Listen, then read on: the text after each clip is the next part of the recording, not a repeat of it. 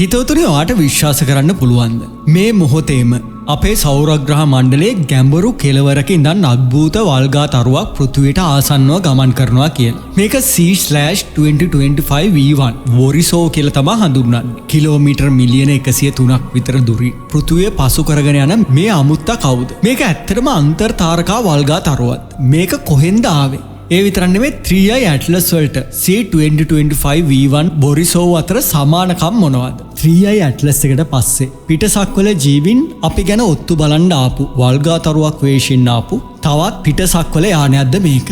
මේක ඇත්තටම හිතාගන්න බැරි කතාවක්. එහෙනම් ඉතින් අපි මේ ගැන කතා කරමු. එහෙනම් ඉතින් මීඩියම් YouTube channel එක subscribe කරලා bell icon එකත් click කරන්න. ඒක තමයි අපිට දෙන ලොකුම ශක්තිය. එහෙනම් ඉතින් ආරාධනා කරන අවසාන තප්පර වෙනකන් රැඳිලා ඉන්න කියලා. හිතවතුනි මම තාරක තරංග මොරෝක 2025 නොවැම්බර් 2 වෙනිදා ක්‍රීමියාවේ ජෙන් බෙරිසෝව් කියන ප්‍රසිද්ධ තාරකා විද්‍යාඥයා මේ වල්ගා තරුව මුලින්ම සොයාගත්තා. එයා තමන්ම හදාගත්ත මීටර 0.65ක දුරේක්ෂයක් භාවිතා කරලා මේ අලුත් වල්ගා තරුව හොයාගත්තේ. ඒ කියන්නේ එයාගේ පුද්ගලික පරීක්ෂණාගාරයේ ඉඳන්ම තමා මේ කාර්යය කරේ. ඇත්තටම මේ බොරිසෝව් කියන්නේ කවුද? බොරිසෝව් කියන්නේ නිකන් ආධුනික තාරකා විද්‍යාඥයෙක් නන් නෙමෙයි. මෙයා ලෝකේ දුර්ලභ දුරේක්ෂ හදන පුද්ගලෙක්. 2019 දී මෙයා මිනිස් ඉතිහාසයේ පළමු අන්තර් තාරකා වල්ගා තරුව 2i බොරිසෝව් සොයාගත්තා. ඒක තමයි වෙනත් තාරකා පද්ධතියකින් පළමුවෙන්ම සෞරග්‍රහ මණ්ඩලයට ආපු වල්ගා තරුව. ඒ කියන්නේ 3i ඇට්ලස් වලටත් පෙර වෙනත් අන්තර් තාරකා වල්ගා තරුව හොයාගෙන තියෙනවා. ඉතින් දැන් 2025 දී තවත් මේ වගේ වල්ගා තරුවක් හොයාගෙන ඉතිහාසයේ නමක් දිනාගත්තා. ඉතින් හිතුවතේ මුලින්ම විද්‍යාඥයෝ හිතුවේ මේක අන්තර් තාරකා වල්ගා තරුවක් කියලා. ඒ කියන්නේ වෙනත් තරු පද්ධතියකින් ආපු එකක් කියලා. එහෙම හිතන්න හේතුව තමයි මේකේ තිබුණු අසාමාන්‍ය කක්ෂය. ඒකේ කක්ෂ විකේන්ද්‍රතාවය 1.0.9.6. ඒ කියන්නේ ඉතින් මේ වල්ගා තරුව ගොඩක් දිග වගේම ඉලිප්සාකාර මාර්ගයක ගමන් කරනවා කියන එක. ඉතින් මේ ගැන 3i ඇට්ලස් වලින් කම්පා වුණු විද්‍යාඥයෝ මේ ගැන තවත් පරීක්ෂණ කරනවා. ඊට පස්සේ තමයි කතාව සම්පූර්ණයෙන්ම වෙනස් වෙන්නේ. විද්‍යාඥයෝ වැඩිදුර මේ ගැන නිරීක්ෂණය කරාට පස්සේ තහවුරු කරනවා C/2025 V1 අන්තර් තාරකා වස්තුවක් නෙමෙයි කියලා. ඒ වෙනුවට ඒක අපේ සෞරග්‍රහ මණ්ඩලයේ දුරස්තම කොටසේ වෙන ඕර්ට් වලාකුලෙන් ආපු එකක් කියලා. දැන් මොකද්ද හිතුවතුනි මේ ඕර්ට් වලාකුල? ඕර්ට් වලාකුල කියන්නේ අපේ සූර්යාට අයත්. ඒ කියන්නේ අපේ සෞරග්‍රහ මණ්ඩලයට අයත්. අයිස් සහ ගල් සහිත පොඩි වස්තු ට්‍රිලියන ගාණක් තියෙන විශාල ගෝලාකාර කවචයක් වගේ එකක්.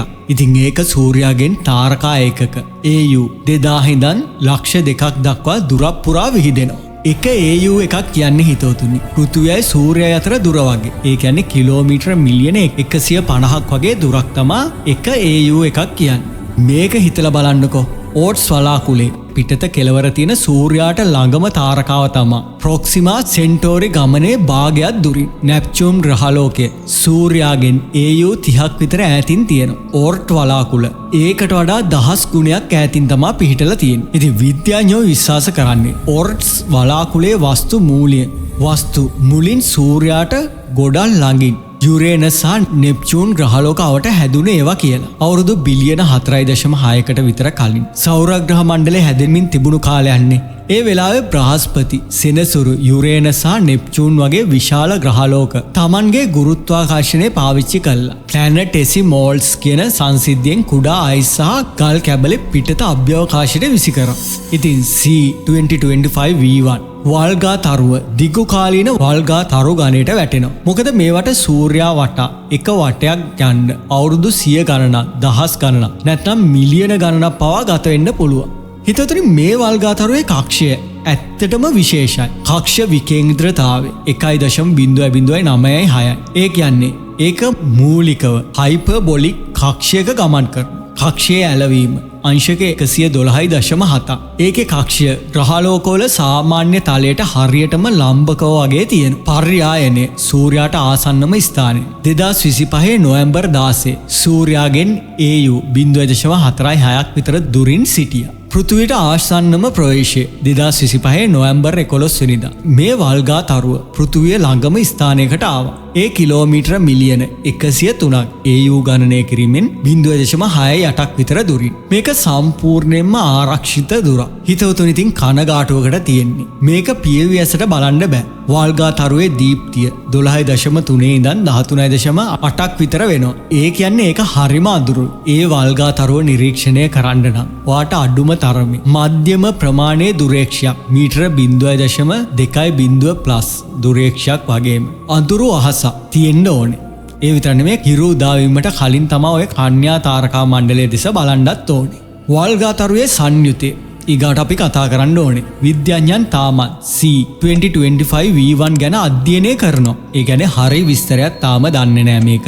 මොකද්ද කියන එක මේකත් පිටසක්වල ජීවීන් ස්වභාවික වස්තුවක් උපයෝගී කරගෙන අපි ඔත්තු බැලීමට පැමිණියාද කියන එක ඇත්තටම තාමත් දන්නේ. හැබැයි පුදුමයකට කියන්නේ C1 2025 V1 වල්ගා තරුවක් වගේ හැසිරීම් නම් පෙන්눔 කරනවා. වල්ගා න්‍යෂ්ටික වටේ තියෙන වායු සහ දූවිලි වලාකුළ ඒක කෝණික විනාඩි 2.3ක් විතර විශාල. වල්ගය ගැන කියනකොට විද්‍යාඥයන් කියනවා මේකේ වල්ගය ගොඩක් දුර්වලයි.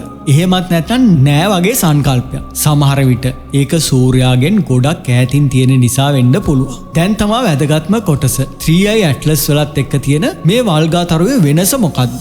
දැන් ඉතින් මේ කාලෙම තවත් අద్భుත වස්තුවක් තමයි 3i ඇට්ලස් ගැන තාරකා විද්‍යාඥයෝ විතරක් නෙමේ සාමාන්‍ය ජනතාවත් අතර ලොකු කතාබහක් ඇති වුණා. හාවර්ඩ් විශ්වවිද්‍යාලයේ ප්‍රොෆෙසර් අවි ලෝප් වගේ සමහර විද්‍යාඥයන් කියනවා 3i ඇට්ලස් තනිකරම පිටසක්වල තාක්ෂණයක් වෙන්න පුළුවන් කියලා. හැබැයි ඉතින් C2025 V1 වල 3i ඇට්ලස් වලට වඩා ප්‍රධාන වෙනස්කම් කීපයකුත් තියෙනවා. මොකද C2025 V1 ඕට්ස් වලාවෙන් ආපු එකක්. අපේ සෞරග්‍රහ පද්ධතියට අයිති මේ ඕට්ස් වලාකුළ.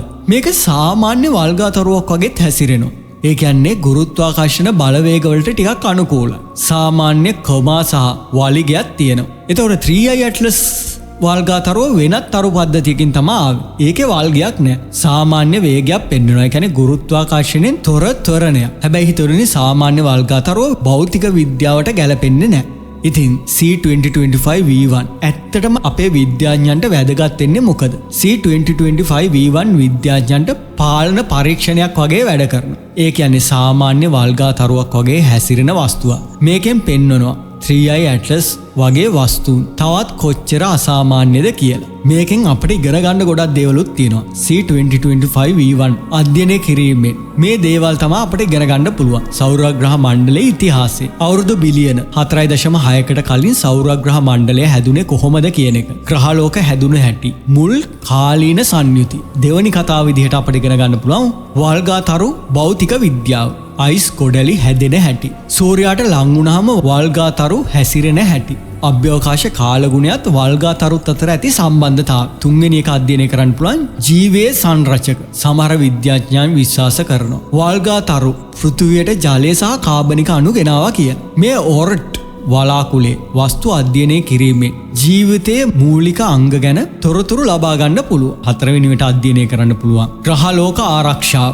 දිගු කාලීන වල්ගා තරු අනපේක්ෂිතව පෘථිවියට ලං වෙන්න පුළුවන් හින්දා ඒවා අධ්‍යයනය කිරීමට අත්‍යවශ්‍යයි. මොකද විශාල වල්ගා තරුත් පෘථිවියට අනපේක්ෂිතව ලං වෙන්න පුළුවන්. NASA එකේ DART මෙහෙයුමෙන් පෙන්නුවේ අපට ග්‍රාහකවල ගමන් මාර්ගය වෙනස් කරන්න පුළුවන් කියලා. ඉතින් හිතවතුනි C2025 V1 දැන් සූර්යා වටා ගිහින් ආයෙත් ගැඹුරු අභ්‍යවකාශයට යනවා. හැබැයි ඒක ආයෙත් සෞරග්‍රහ මණ්ඩලයට එනවා හිතවතුනි. ඒ එන්නේ අවුරුදු දහස් ගණනාවකින් නැත්නම් මිලියන ගණනාවකින් වෙන්න පුළුවන්. ඉතින් නැවත ආගමනය කුමක් වෙයිද? නැවත ආගමනය තියා අපි දැක්ක මේ ආගමනය ගැනවත් සවිස්තරාත්මකව විස්තර හොයාගෙන නැහැ.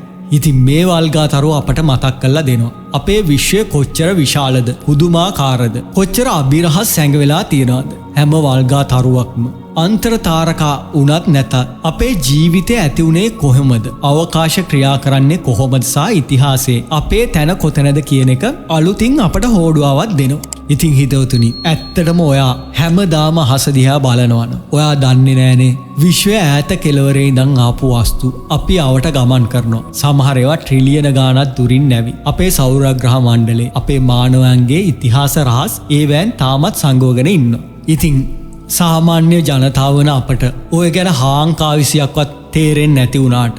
බොරිසව් වගේ විශිෂ්ට තාරකා විද්‍යාඥයන් මේ ගොල්ලොම හදපු දුරේක්ෂ පාවිච්චි කරලා හොයා ගන්න. ඉතින් මේ සොයා ගැනීම් වලින් ෂණයෙන් අපි හිතපු හැම දෙයක්ම වෙනස් වෙන්නත් පුළුවන්. ඉතින් හිතවතුනි අපට ඊළඟට මොනවා වෙයිද කියලා අපිවත් දන්නේ නැහැ. මේ රහස් ගොඩක් ඇතුලේ තමා අපි ජීවත් වෙන්නේ. ඔයාට හිතෙන්නේ මොකද්ද? ඔයා මේ ගැන අධ්‍යයනය කරලා ඇතිනේ. මොකද මීඩියම් අපිත් එක්ක එකතු වෙලා ඉන්නේ බුද්ධිමත් කොටසක් කියලා අපි දන්නවා. ඔයා මේ ගැන අධ්‍යයනය කරපු දේවල් ටික අනිවාර්යෙන් කමෙන්ට් සෙක්ෂන් එකේ ලියාගෙන යන්න. ඉතින් මීඩියම් ආයතනයෙන් පුංචි මතක් කිරීමක් ඔයාට කියන්නම්. මීඩියම් ආයතනය ඔයාගේ ව්‍යාපාර වෙනුවෙන් රින්ගින් ටෝන් සර්විස් එක වගේම සෝෂල් මීඩියා ඇඩ්ස් පෝස්ට් හදලා දෙන්න බලාපොරොත්තු වෙන ඉන්න ඩිස්ක්‍රිප්ෂන් එක බලන්නකෝ. එහෙනම් ඉතින් පරිස්සමින් සතුටින් ඉන්න.